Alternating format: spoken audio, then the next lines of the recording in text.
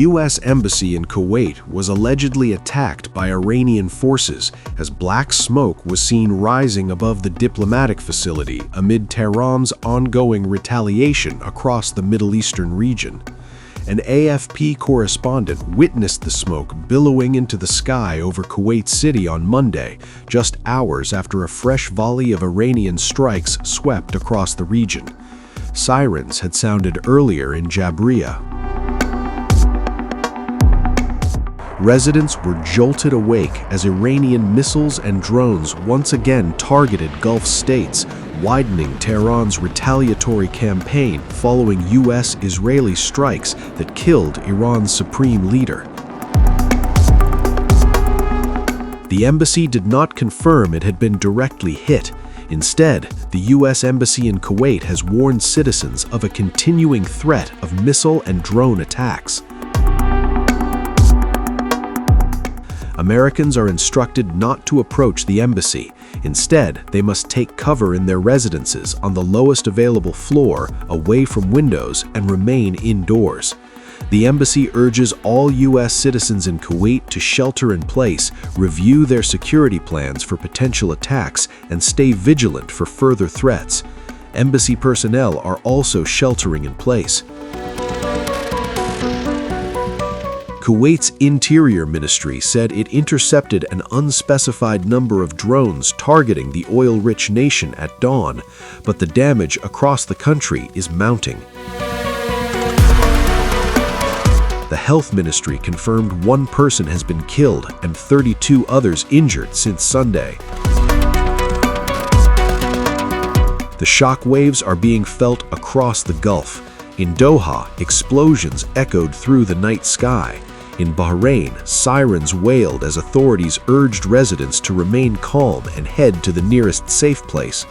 The region's busiest air corridors fell eerily silent as aviation hubs braced for further escalation.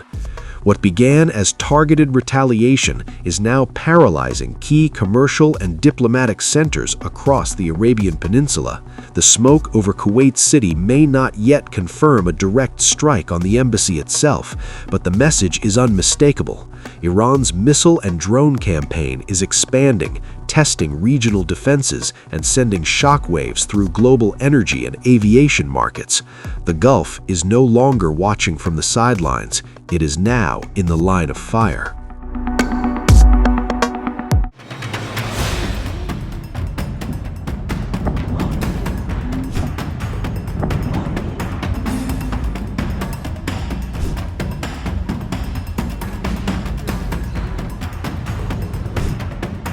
Iran and its allies continue to unleash their ballistic missile fury on U.S. bases in Gulf nations after American and Israeli strikes launched an attack on Saturday, killing more than 200 people, including Supreme Leader Ayatollah Ali Khamenei. According to Al Jazeera, explosions rocked the United States Victoria base near Iraq's Baghdad International Airport. A viral video showed columns of smoke rising from inside the base. 2 drones had targeted the base, with one falling inside and one being shot down. Apart from Baghdad, Iranian missiles also hit a base for the International Coalition near Erbil's International Airport. A father and his 3 daughters were injured when debris from an Iranian missile fell on the town of Ain Terma near Damascus in Syria, state-run Sana news agency said. Their injuries were minor and treated immediately, Sana reported. Members of the Syrian Civil Defense surveyed the wreckage in Ain Terma, a town in the countryside region outside the capital, Damascus. Some areas in Syria's southern provinces also saw missile debris fall Sunday as Iranian projectiles fired toward Israel, with no additional injuries reported, Sana added.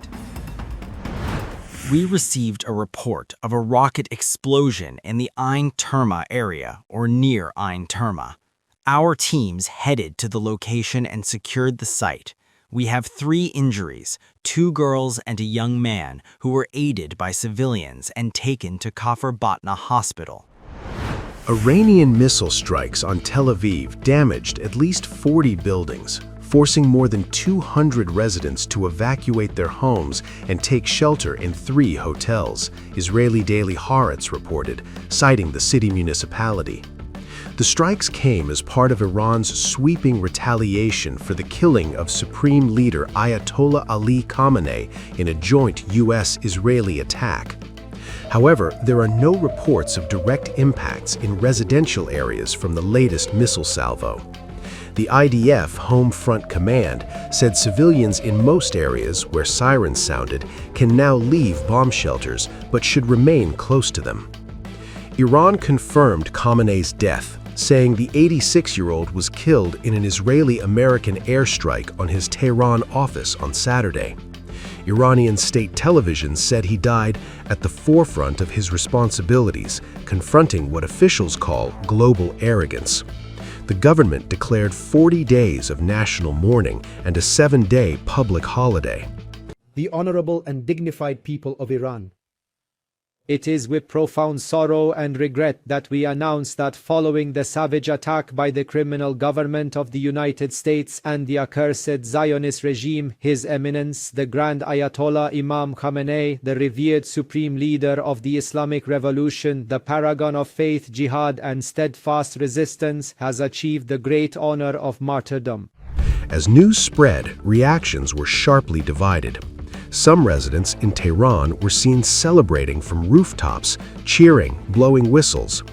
Elsewhere, mourners raised a black flag over the Imam Reza shrine in Mashhad, Iran's second-largest city and a key Shia pilgrimage site. Reports said several of Khamenei's relatives were also killed, including a daughter, son-in-law, daughter-in-law, and a grandchild. Tehran's response was swift and furious. The Revolutionary Guard warned of its most intense offensive operation yet, targeting Israeli and American bases. Parliamentary Speaker Mohammad Baghir Kalibath said in a televised address, "You have crossed our red line and must pay the price. We will deliver such devastating blows that you yourselves will be driven to beg." We have meticulously prepared ourselves for these critical moments, and we have carefully planned for every conceivable scenario. Furthermore, comprehensive arrangements have even been put in place for the period following the potential martyrdom of our revered and beloved Imam Khamenei. And you will see that with the formation of the Leadership Council, an absolutely unimaginable level of authority and profound cohesion will take shape, not only among all our dedicated officials, but also within our powerful defense forces, and most importantly, throughout the entire populace. Right here, very clearly and explicitly, I tell Trump, Netanyahu, and their agents and operatives, I reiterate, I tell both these two vile criminals and all their agents, you have crossed our red line and you will pay the price for it.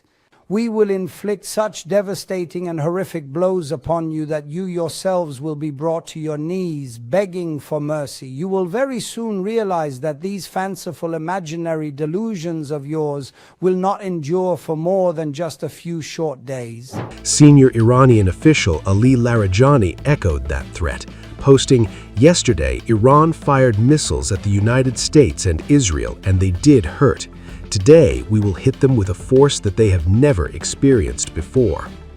Trump did not hold back either. He described Khamenei as one of the most evil people in history and called his death the single greatest chance for the Iranian people to take back their country. But as Iran threatened further escalation, Trump issued a stark warning of his own. Iran just stated that they are going to hit very hard today. They better not do that. If they do, we will hit them with a force that has never been seen before. The conflict has already spread beyond Israeli borders. Iran launched missiles and drones at U.S. military installations in Bahrain, Kuwait, and Qatar.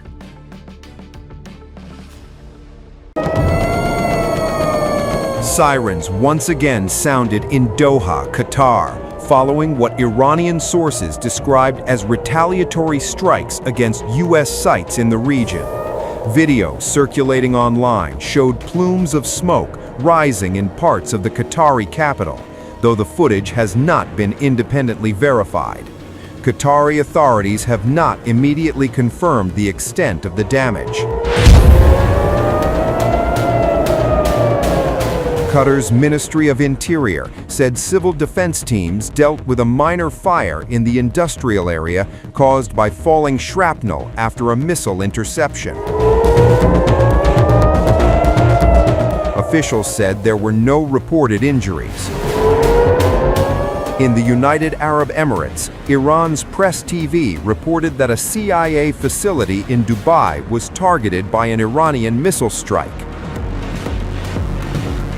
There has been no confirmation from U.S. or Emirati officials regarding that claim. Details about any damage or casualties remain unclear.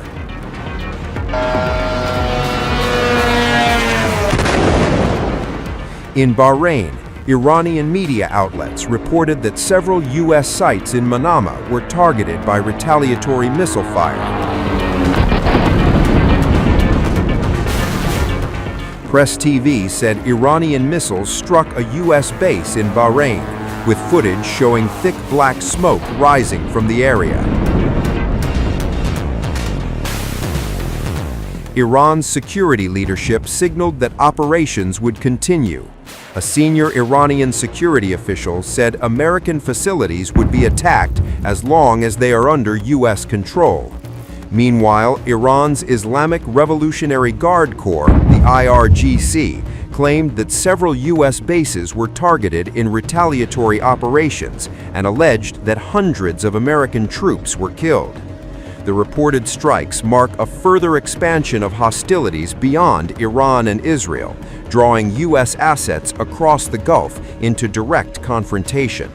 Military installations in Qatar and Bahrain host significant American personnel and serve as key logistical and operational hubs in the region.